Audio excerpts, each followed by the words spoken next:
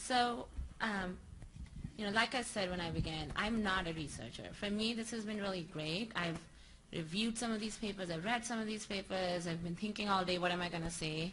And I really want to force us to think about implementation and what do we do from, with all this research? How do we utilize it and how can we use that to influence policy? And Don said when he came up, it said, I want to encourage you all to look at policy or use this as a way to influence policy. I want to go a step ahead and say I want you to think about programs that you can implement that are going to influence and help you create those policies. The data that's been presented to us is not new to a lot of us. We know the U.S. lags when it comes to literacy, numeracy skills, and problem-solving skills. What we need to do is figure out ways so that when we're doing this or looking at this data 5, 7, 10 years from now, there's a certain shift in the right direction.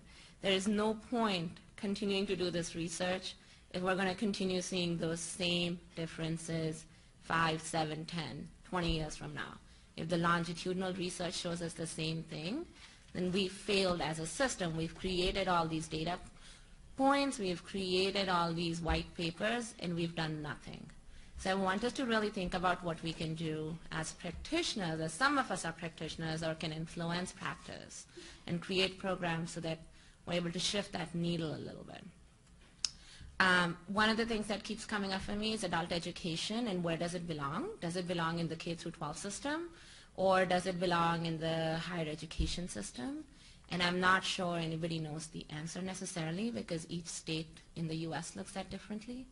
But wherever it belongs, something needs to be done.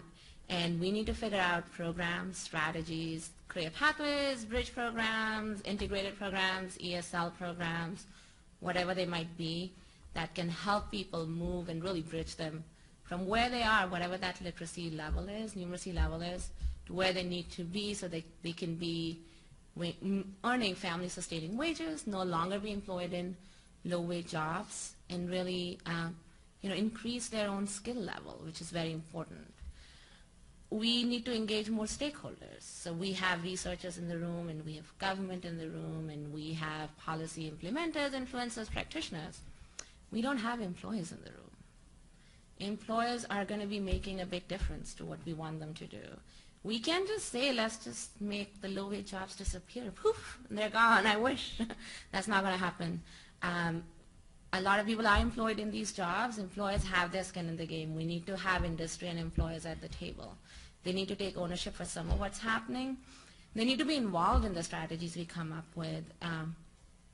You guys mentioned public-private partnership. What does that look like? How can industry be employed, whether that's apprenticeship, whether that's on-the-job training, whether that's transitional jobs? What does that look like? And especially for immigrants, that's really important. A lot of immigrants need to earn money to keep families together, to sustain their families. So on-the-job training and transitional jobs, apprenticeship are very important for them so they can continue growing. I also didn't hear a lot about community-based organizations and the role they play. A lot of immigrants are not going to community colleges and universities when they first come.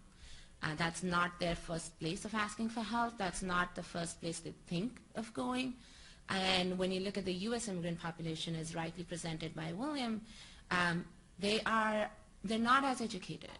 They need those services, but they go to a community-based organization. That's where they find people that look like them, talk like them, behave like them. They're culturally and linguistically appropriate services. So what can we do to involve them more? Whether that's as part of the research, whether that's sharing the data, whether that's working together to come up with ideas and program design so that this data is useful for them and they can figure out exactly how to serve the immigrants.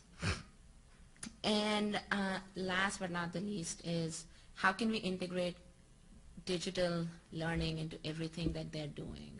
Everybody has a cell phone. Most of us have smartphones and iPhones, and we're really happy using Facebook, and we're really happy using different apps, but we're not using our learning apps as much as we should be using.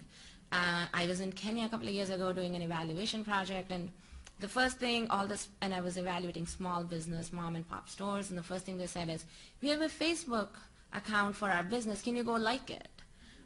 Can you say something about it? And that's really going to help us. Somebody from the U.S. is commenting on it. And I have nothing to comment about a lady who has a printing machine and she's just making copies or she's just printing stuff. I don't have comments on it, but there's such a culture about using Facebook for business. Why are we not using apps or smartphone for education? And if that's the tool that most immigrants have at their disposal, because they don't have tablets, they don't have computers. If it's going to be a cell phone, then why can't we develop low-tech resources for them to access easily? And the last point around policy is, what does strategic investment in adult education look like? That's going to make sure there are meaningful programs for immigrants, especially with the executive order. We're going to have so many more individuals coming out. They're going to be eligible for services. They're going to want to have better jobs. They don't want to be in those minimum wage jobs or behind the scenes.